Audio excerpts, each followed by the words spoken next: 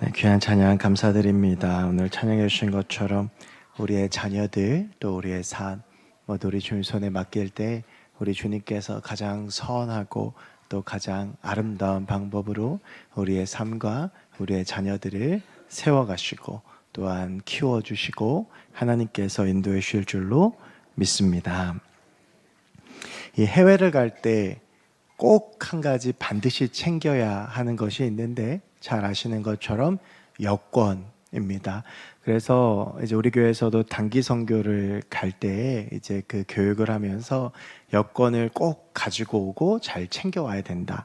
그리고 또 해외에 가서도 이제 여권을 잘 관리해야 된다라고 하는 이제 강조를 계속합니다.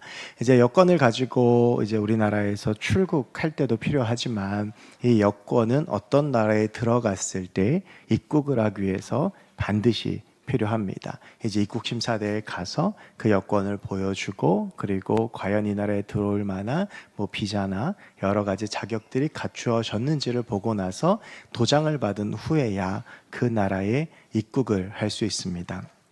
저도 이제 단기 선교를 많이 다니다 보니까 그 입국심사대에서 입국심사를 받을 때가 있습니다. 그런데 왠지 이제 입국심사대 앞에 있으면 좀 떨리는 마음들이 있죠. 저 사람이 나한테 영어로 말을 걸면 어떡하나. 이제 그런 물어보면 어떻게 대답하지? 이제 이런 그런 좀 걱정이 되곤 하는데요. 저는 이 입국심사대에서 자주는 아니고 그런 일이 몇 번이 있었는데 여러분 이제 입국심사 받으러 가보시면 입국심사는 줄이 크게 두 가지로 나눠집니다. 하나는 외국인들이 서는 줄이 있고요. 그리고 하나는 내국인들이 서는 줄이 있습니다. 제가 언젠가 한번 캄보디아에 들어갈 때인데 저는 당연히 외국인이니까 여권을 들고 외국인 줄에 서 있었습니다. 그런데 직원이 오더니 여기 서 있으면 안 된다고 저기 내국인 쪽으로 가라고. 그러니까 제가 캄보디아 사람인 줄 알았습니다. 그래서 이제 아니 나 한국 사람이라고 그러는데도 왠지 모르게 기분이 좀 나쁘겠죠. 기분이 나빴는데 그렇다고 해서 제가 기분이 나쁘다고 입국심사를 거부하면 들어갈 수가 없죠. 그러니까 우리가 어떤 나라에 들어가기 위해서는 내 기분이나 상황이 어떠하든지 간에 그 나라에서 허락을 해줘야 들어갈 수가 있습니다. 이제 오늘 본문은 하나님의 나라라고 하는 말이 나옵니다. 그래서 저는 이 하나님의 나라에 대해서 묵상을 하면서 이제 입국심사를 좀 떠올리게 됐는데 우리가 하나님의 나라를 경험하고 하나님의 나라에 들어가기 위해서는 어떻게 해야 될까? 우리가 어떻게 하면 하나님 나라에 들어갈 수 있다는 도장을 받을 수 있을까? 이제 그런 고민을 좀 해봤습니다. 우리가 오늘 본문을 나누기 전에 먼저 하나님 나라에 대한 개념부터 좀 정리를 해야 할 것 같습니다. 이제 하나님의 나라를 한문으로 하면 우리가 참 잘 쓰는 말인 천국이 됩니다. 그런데 우리가 천국 그러면 보통 가장 먼저 떠올리는 것은 죽어서 가는 하나님의 나라를 이야기하죠. 여러분 성경은 천국과 지옥에 대해서 분명히 이야기하고 있는데 그 가장 대표적인 본문이 우리가 오늘 누가복음 18장을 읽었는데요. 이것보다 2장 더 가면 누가복음 16장에 거지 나사로와 부자의 이야기가 나옵니다. 성경에서 거의 유일하게 천국과 지옥에 대해서 특별히 지옥에 대해서 다루고 있는 본문이라고 할 수가 있습니다. 우리가 죽고 나면 어떤 사람은 천국에 가고 어떤 사람은 지옥에 가고 그 사이는 건널 수 없다라고 하는 그 천국과 지옥의 모습을 우리는 누가복음 16장에서 잘 알 수가 있습니다. 여러분 그런데 성경은 반드시 죽어서만 가는 천국에 대해서만 말하고 있지는 않습니다. 예수님은 끊임없이 우리에게 이 땅 가운데 임할 하나님의 나라, 이 땅에 임하는 하나님의 나라에 대해서 선언을 하시는데 누가복음 16장이 거지 나사로와 부자를 통해서 우리가 죽어서 가는 천국에 대해서 이야기했다면 누가복음 17장에서 예수님께서는 이렇게 말씀을 하십니다. 바리새인들이 하나님의 나라가 어느 때 임하나이까 묻거늘 예수께서 대답하여 이르시되 하나님의 나라는 볼 수 있게 임하는 것이 아니요 또 여기 있다 저기 있다고도 못하리니 하나님의 나라는 너희 안에 있느니라. 우리가 살아가면서 우리 안에 이미 임한 하나님의 나라를 누리며 살아갈 수 있다라고 예수님께서 말씀하고 계십니다. 여러분 그래서 하나님의 나라에 대한 가장 정확한 정의는 이미와 아직의 긴장 관계입니다. 하나님의 나라는 이미 우리 가운데 임했지만 하지만 아직 오지 않은 곳이다 라고 하는 말이 이제 하나님의 나라를 잘 정의하는 문장인데요. 언뜻 이렇게 들으면 좀 이해가 안 되는 이 이야기들을 오늘 좀 함께 이야기해 보려고 합니다. 오늘 우리가 같이 읽은 본문 15절부터 17절까지의 말씀은 우리가 흔히 어린이 주일이 되면 참 자주 나누는 말씀입니다. 그래서 많이들 알고 계실 텐데요. 우리 15절부터 17절까지의 말씀을 같이 함께 좀 읽어보도록 하겠습니다. 시작. 사람들이 예수께서 만져주심을 바라고 자기 어린아기를 데리고 오매 제자들이 보고 꾸짖거늘 예수께서 그 어린아이들을 불러 가까이 하시고 이르시되 어린아이들이 내게 오는 것을 용납하고 금하지 말라. 하나님의 나라가 이런 자의 것이니라. 내가 진실로 너희에게 이르노니 누구든지 하나님의 나라를 어린아이와 같이 받아들이지 않는 자는 결단코 거기 들어가지 못하리라 하시니라. 아멘. 여러분 오늘 본문을 보면 사람들이 자기들의 어린 아기를 데리고 예수님께 나오는 장면이 나오고 우리가 제가 방금 말씀드렸지만 어린이 주일이 되면 이 말씀을 참 많이 나누기 때문에 이 말씀을 잘 아시리라고 생각합니다. 이제 예수님 앞에 어린아이들을 데리고 오니 제자들이 꾸짖어서 내쫓으니까 예수님께서 그러지 말아라. 이 어린아이와 같아야 하나님 나라에 들어갈 수 있다. 하나님 나라가 이들의 것이다 라고 말씀하시는 것이 오늘 본문의 내용이죠. 여러분 오늘 이 내용은 우리가 흔히 공감복음이라고 말하는 마태복음, 마가복음, 누가복음 이 세 복음서에 모두 다 기록된 말씀입니다. 그런데 이 짧은 본문이 약간 차이가 있는데요. 그 첫 번째는 이제 누가복음은 좀 이걸 독특하게 풀어가고 설명을 하고 있는데 첫 번째는 15절을 보면 사람들이 예수께서 만져주심을 바라고 라고 할 때 만져주심이라고 하는 단어입니다. 마태복음에서는 헬라어로 이 만져주심을 프로슈코마이라고 하는 표현을 썼는데 이 말은 우리가 잘 아는 기도라고 하는 뜻입니다. 그래서 우리가 이 본문을 보통은 어떻게 인식하고 있냐 하면 어린아이들이 예수님께 기도받으러 왔다라고 이제 인식을 하고 있죠. 이게 이제 마태복음에서 그렇게 쓰고 있기 때문입니다. 그런데 마가복음과 누가복음은 이제 이 단어를 프로슈코마이라고 하는 단어, 기도라는 단어를 쓰지 않고 하포라고 하는 헬라어를 씁니다. 이 하포라고 하는 헬라어의 뜻은 불을 켜다 라고 하는 뜻입니다. 그런데 이제 이 단어를 보면 언뜻 보면 잘 이해가 되지 않죠. 그러니까 원어대로 보면 예수님께 이 부모들이 어린아이를 데리고 와서 불을 켜달라라고 이렇게 이야기했다라고 하는 겁니다. 이제 이 단어를 좀 보려면 누가복음의 독특한 점 두 번째를 좀 봐야 되는데요. 여러분 우리가 이 15절 말씀을 잘 눈여겨보면 한 가지 좀 주목해 볼 만한 단어가 있습니다. 그게 어린 아기라고 하는 단어입니다. 여러분 이 아이와 아기는 다르죠. 마태복음과 마가복음을 보면 모두가 다 이것을 아이라고 표현하는데 누가복음에서만 아기라고 되어져 있습니다. 이것은 의사였던 누가의 직업적인 시각에 있습니다. 그 독특함이. 여러분 이 당시에는요 유아 사망률이 매우 높았습니다. 그래서 아이를 낳게 되면 그 아이가 미처 이제 성장하기 전에 그냥 죽는 일들이 많았는데 이게 예수님 당시까지 거슬러 올라가지 않더라도 불과 우리나라도 몇십 년 전만 해도 유아 사망률이 굉장히 높았지요. 제가 저희 아버지 나이가 항상 헷갈리는데 저희 아버지는 원래 52년생이신데 호적은 54년생으로 되어져 있습니다. 그래서 저희 아버지와 저희 어머니가 7살 차이시거든요. 그런데 저희 어머니는 결혼식 할 때까지도 5살 차이인 줄 아셨습니다. 그러니까 아버지가 이야기를 안 하시고 결혼하고 이제 원래 자기 나이를 밝히셨어요.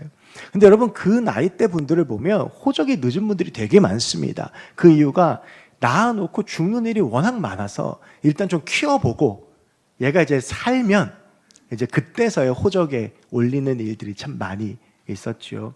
여러분 이제 이런 시각으로 오늘 본문을 보면 여기 나오는 어린 아기들은 언제 죽을지 모르는 아주 작은 아이들의 의미를 합니다. 그리고 보통 예수님께 나오는 사람들의 특징은 어떤 특징이 있냐 하면 가난하다는 특징이 있죠. 그러니 여러분 이 본문을 이렇게 보셔야 합니다. 자신의 힘으로 아무것도 해줄 수 없는 가난한 부모가 언제 죽을지 모르는 자기의 어린 아기를 살리기 위해서 예수님께 나와서 합포하기를 바랬다. 예수님께서 이 아이의 생명의 불을 밝혀주시길 바랬다 라고 하는 뜻입니다. 여러분, 그런데 이 얼마나 간절한 모습이겠습니까? 내가 아무것도 내 자녀에게 해줄 수가 없어서 이 예수님께서 좀 만져주시면 살 것 같고, 예수님께서 만져주시면 이 아이가 무탈할 것 같아서 예수님께 나아온 부모의 심정이 어떠했겠습니까? 그런데 오늘 15절을 보면 제자들이 이제 이 어린아이들이 나오는 것을 막습니다. 그러고 나서 이제 우리가 잘 아는 전개가 이어지는데, 예수님께서 그 사람들을 꾸짖고 맞는 제자들을 향해서 그 어린아이들이 내게 오는 걸 금하지 말라. 하나님의 나라가 이들의 것이다 라고 말씀하셨습니다. 여러분, 그래서 우리가 흔히 이 본문을 어떻게 해석을 하냐면, 어린아이처럼 예수님께서 지금 어린아이들에게 주목하고 있는 건 그 어린아이들의 순수하고 수용 가능하고 겸손하고, 그래서 어떤 말이든지 받아들이는 그 성향 때문에, 그래서 그런 믿음을 갖는 사람들에게 하나님의 나라가 주어지는 것이다 라고 보통 이런 해석으로 이 본문을 해석하는데, 여러분, 그런데 당시 어린아이들에 대한 시각을 보면 이것은 굉장히 현대적인 해석에 더해진 비약이라는 것을 알 수가 있습니다. 여러분, 이 당시의 어린아이들은요, 그저 멸시하고 천대받던 대상들인데 부모가 가난하니까 더했겠죠. 여러분, 우리가 제자들이 왜 이 어린아이들이 예수님께 오는 것을 막았는지를 좀 생각해 보려면 오늘 본문 전에 나오는 10절부터 14절까지의 말씀의 흐름 속에서 오늘 본문을 봐야 됩니다. 10절부터 14절까지 어떤 이야기가 나오냐 하면 우리가 잘 아는 내용이에요. 바리새인들과 서기관들에 대한 그 세리에 대한 내용입니다. 여러분, 이 바리새인들은요, 고개가 빳빳해서 나는 이렇게 율법도 잘 지키고 선하게 살고 선행을 잘 베풀어서 나는 구원받을 만한 자격이 있다, 나는 하나님 앞에 나아갈 만한 자격이 있다라고 그렇게 주장하는 사람들이었어요. 그런데 세리들은 어떤 사람들이었냐 하면 하나님 앞에 감히 나아가지 못하고 자신의 죄를 자복하고 회개하는 자들이었는데, 예수님께서 이들 중에 누구의 손을 들어주시냐 하면 세리의 손을 들어주신 거예요. 누가 보기에도 자격이 있어 보이는 바리새인이 아니라 누가 보기에도 자격이 없어 보였지만 하나님을 찾는 이들이 하나님 앞에 나올 수 있다고 예수님께서 말씀하시는 것이죠. 여러분, 오늘 이 본문을 제가 보는 주석에서 제자들에 대해서 뭐라고 표현하고 있냐면 거친 문지기 같다라고 표현을 합니다.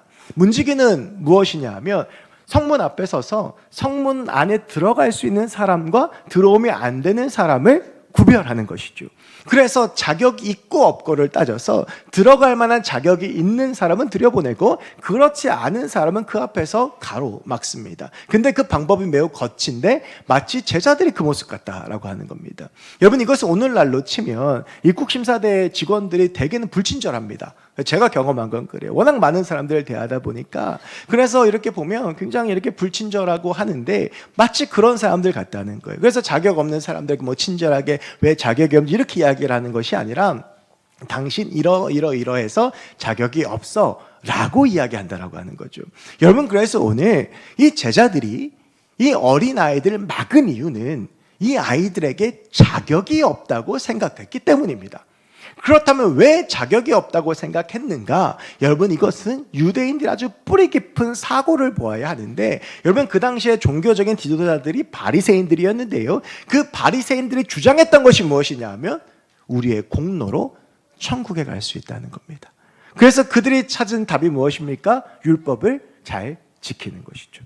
그래서 무언가 공로가 있어야 하나님 앞에 나갈 수 있고 공로가 있어야 구원받을 수 있다라고 생각했는데, 제자들이 보기엔 이 어린아이들은 아무런 공로가 없습니다. 이 제자들도 가난하고 사회적 지위가 낮아서 거기 온 부모들과 큰 차이가 없었겠지만, 근데 제자들은 예수님을 지금 따라다니고 있잖아요. 내겐 이런 공로가 있는 거예요. 그런데 이 부모들은 공로가 아무것도 없고 이 아이들도 이제 막 태어나는데 무슨 공로가 있겠느냐, 너희들은 예수님 앞에 나올 급이 안 된다라고 하는 것입니다. 그래서 예수님께 못 나오게 하는 것이죠. 자격이 없다라고 하는 것입니다. 여러분, 그런데 예수님의 생각은 전혀 다르셨습니다. 예수님은 그런 제자들을 꾸짖으시면서 하나님의 나라가 이런 자들의 것이니라 라고 말씀을 하십니다.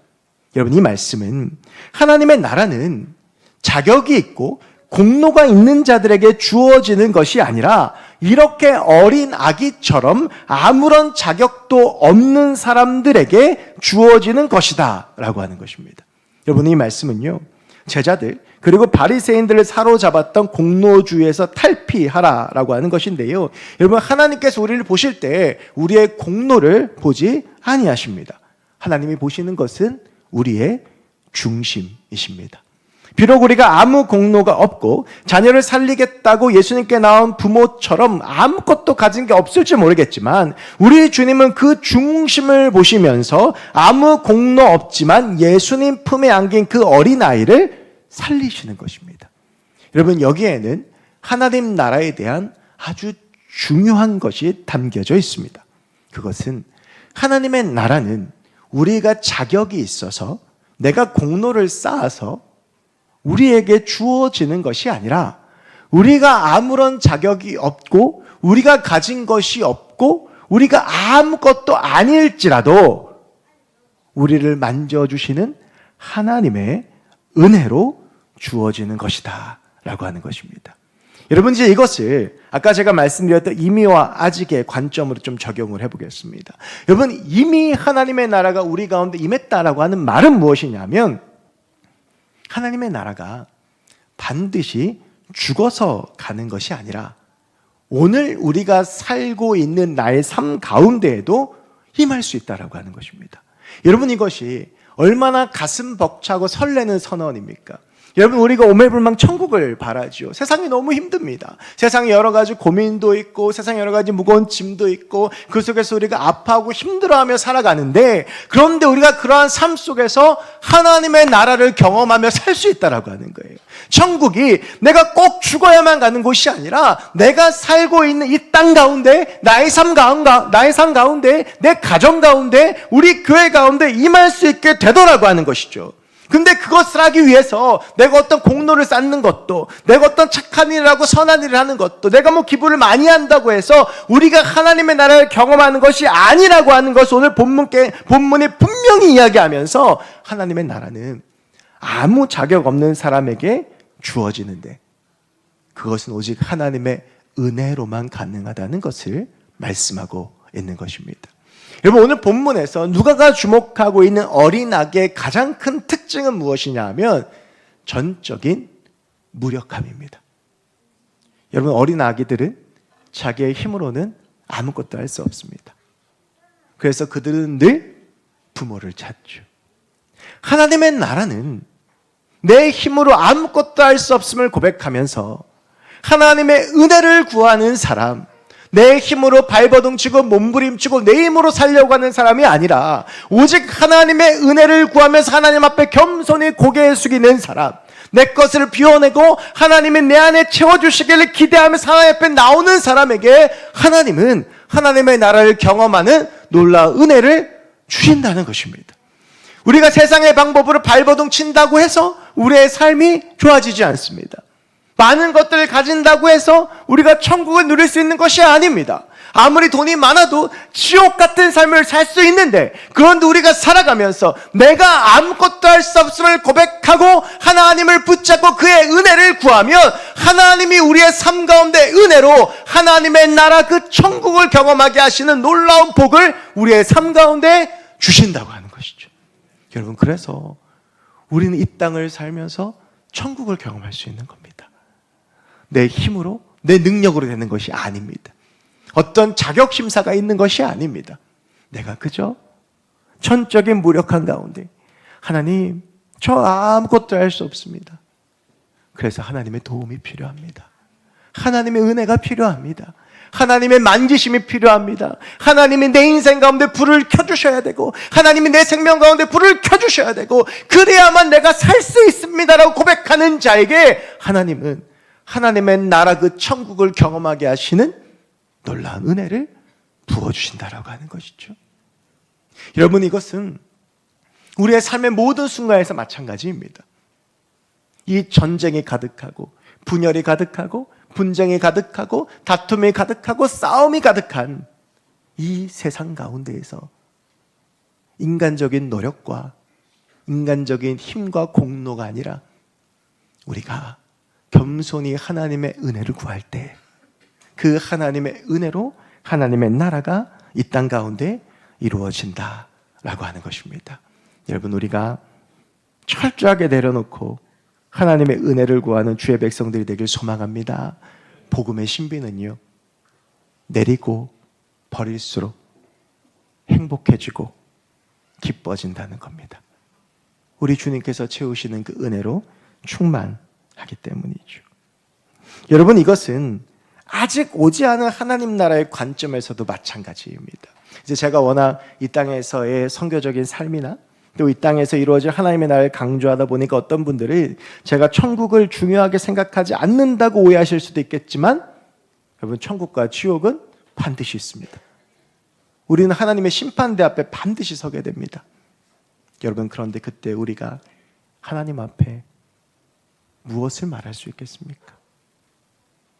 여러분, 우리가 아무리 우리의 선행을, 우리의 헌신을, 우리의 섬김을 이야기해도 우리의 본질은 그저 부끄러운 죄인입니다.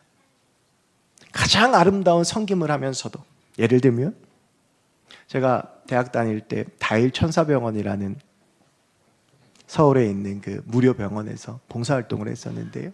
제가 한 학기 동안 했던 일이 그 행여자들이 똥오줌을 못 가릴 때 그 배변을 한 그 침대 시트를 빠는 일을 제가 했습니다. 대학교 4학년 때. 여러분, 그 얼마나 아름다운 일입니까? 얼마나 아름다운 섬김이에요.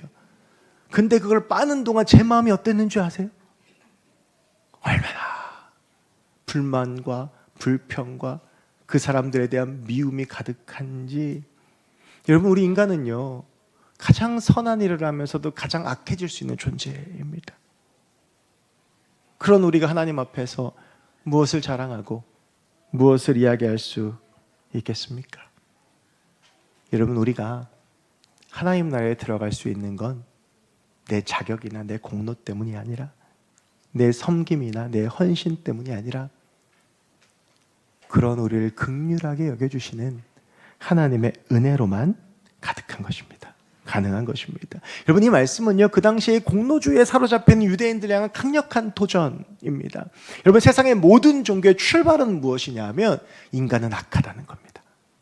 그래서 깨달음을 얻어야 되고 새로운 존재가 되어야 되고, 그런데 여러분, 다른 종교들에서 제시하는 그 악함을 탈출하는 방법은요, 인간적인 노력입니다. 108배를 하든지 수행을 하든지 뭐 명상을 하든지 시간을 정해놓고 기도를 하든지. 여러분, 그런데 예수님께서는 그러한 노력에도 인간은 절대로 선해질 수 없는 존재임을 아십니다.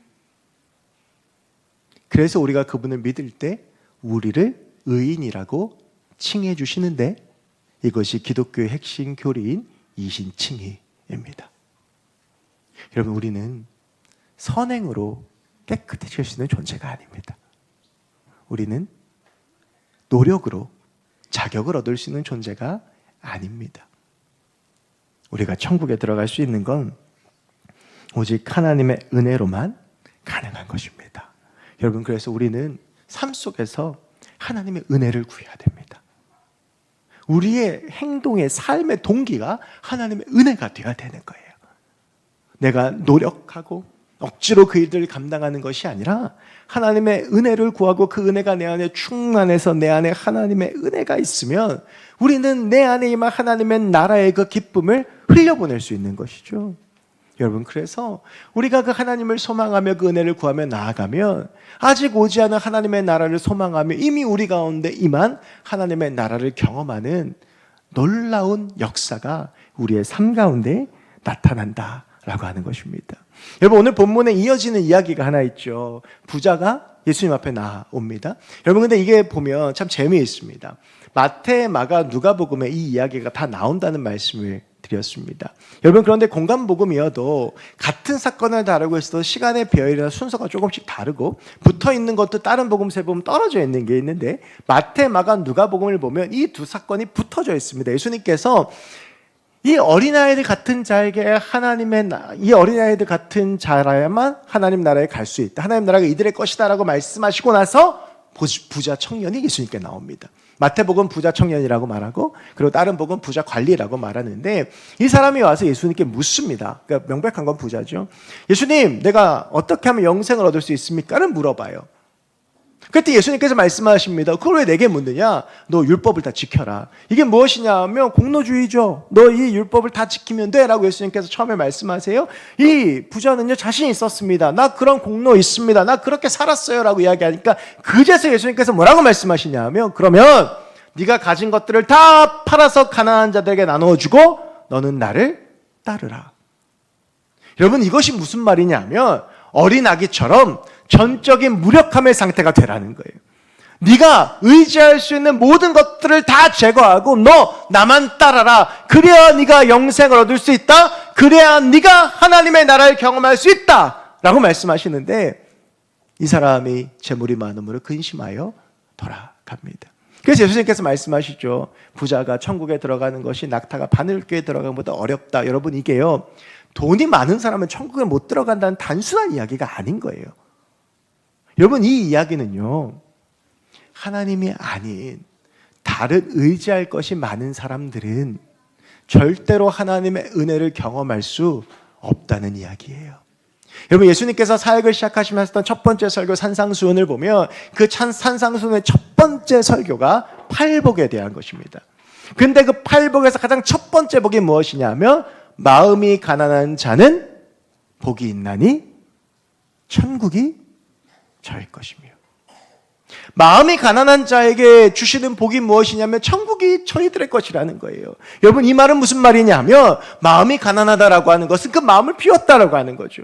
내 마음속에 다른 것들이 차 있지 않다라고 하는 거예요. 내가 없고 내 자아가 없고 내가 의지할 것이 없고 내 마음이 가난하기 때문에 하나님밖에 붙잡을 수가 없는데 이 어린 아기를 예수님 앞에 나온 이 가난한 부모들처럼 예수님 말고는 붙잡을 게 없는데 근데 그런 사람들에게 오히려 복이 있으니 하나님이 아닌 다른 것들을 붙잡지 아니하고 하나님만 붙잡았기 때문에 그분이 주시는 은혜로 하나님의 나라를 경험할 수 있게 되었다라고 하는 겁니다. 여러분 우리가 살아가면서 사람을 의지합니다. 물질을 의지하죠. 세상의 것들을 의지합니다. 여러분 그런데 그런 것들이 아니라 우리가 하나님을 붙잡을 때야만 하나님께서 은혜로 주시는 그 하나님의 나라가 우리의 삶 가운데 임한다는 것입니다. 여러분 우리 아이들하고 같이 예배 드리고 있습니다. 여러분 그 초등학생부터 고등학생까지 그 되고 싶은 직업 얼마 전까지 1번이 뭐였는 줄 아세요? 1번이 건물주였습니다. 1위가. 요즘 좀 바뀌었습니다. 유튜버로 바뀌었습니다. 아이들의 시각은 어디에 있냐 하면 어떻게 하면 돈을 많이 벌까? 어떻게 하면 성공할까? 어떻게 하면 높은 데 올라갈까? 여러분 그런데 돈을 많이 벌고 높은 데 올라가고 많은 것을 가지고 의지할 것이 많아도 하나님의 은혜를 구하지 않으면 그 속에서 우리는 결코 하나님의 나라를 경험할 수가 없습니다. 여러분 우리가 내 모든 것들을 다 내려놓고 하나님의 은혜만 구할 때 저와 여러분의 삶과 우리의 가정과 우리 교회가 하나님의 나라가 될 수 있습니다. 여러분 교회가 사람들의 신뢰를 받지 못한다는 지표가 곳곳에서 나오죠. 교회에 대한 여러 가지 이야기들이 여론에도 나옵니다. 여러분 그 이유는 딱 하나입니다. 은혜가 없기 때문입니다. 은혜를 사모하지 않기 때문입니다. 교회가 커지면서 우리 교회 재정으로 우리 교회 힘으로 할 수 있다.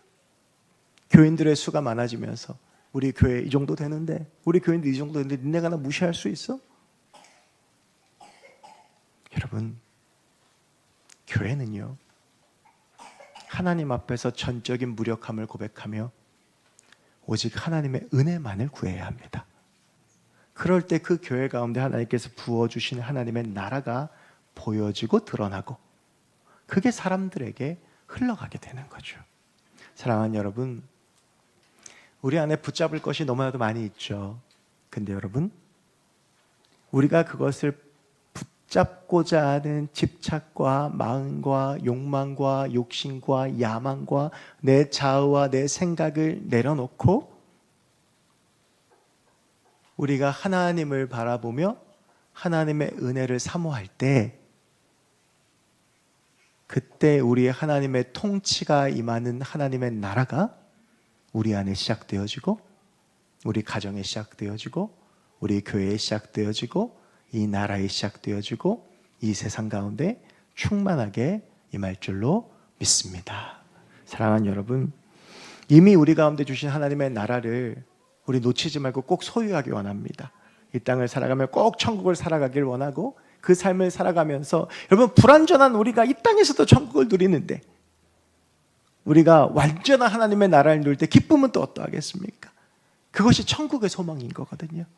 그러니까 빨리 천국 가고 싶은 거예요. 이 땅에서의 삶이 힘겹고 고돼서가 아니라 이거 다 벗어버리려고 천국 가고 싶은 게 아니라 이 땅에서 하나님의 나라를 경험하는데 이런 불완전한 존재로도 이렇게 하나님의 나라가 행복한데 과연 저 하늘에서 온전히 누리는 하나님의 나라는 어떨까라고 하는 소망으로 한 걸음 한 걸음 걸어가는 것이 신자의 삶의 진정한 소망인 줄로 믿습니다. 여러분 우리가 그 소망 가지고 우리의 삶 가운데 허락해 주신 하나님의 나라 그 천국을 경험하며 그 하나님의 나라로 한 걸음 한 걸음 나아갈 수 있는 그 하나님의 나라의 풍성함을 경험할 수 있는 이미와 아직의 사이에서 그 하나님께서 우리 가운데 주시는 그 하나님 나라의 은혜로 풍성한 삶을 살 수 있는 저 여러분 우리 모두가 될 수 있기를 주의 이름을 간절히 축원합니다. 기도하겠습니다. 하나님 오늘 이 시간 전적인 무력함 아무것도 할 수 없고 세상에서 멸시받는 존재이지만 하지만 그런 자와 같아야 천국에 들어갈 수 있다라고 하셨던 우리 주님의 그 말씀을 우리가 기억합니다. 우리의 삶 가운데 이미 하나님의 나라를 허락하신 주님, 그리고 우리 가운데 반드시 그 하나님의 나라를 허락하실 주님, 우리가 그 주님을 바라보며 그 하나님의 나라를 소망하며 그 하나님의 나라를 경험하며 그 하나님의 나라로 달려가는 하나님의 백성들 되게 하여 주시옵소서. 나의 의지도 나의 의지할 것도 내 모든 것들도 다 십자가 앞에 내려놓고 믿음으로 승리하는 우리 모두가 되게 하여 주시옵소서. 감사드리며 모든 말씀 우리 주 예수 그리스도의 이름으로 기도하옵나이다. 아멘. 네, 오늘 찬양은 우리 온세대 연합 예배를 드리고 있는데 오늘 이 말씀에 꼭 맞는 찬양을 제가 우리 유년부, 소년부 친구들에게 좀 부탁을 했습니다. 그래서 아마 이 말씀의 내용을 가지고 찬양을 할 텐데 우리 들으시면서 또 말씀을 새기면서 은혜를 다시 누리시는 시간이 되셨으면 좋겠습니다.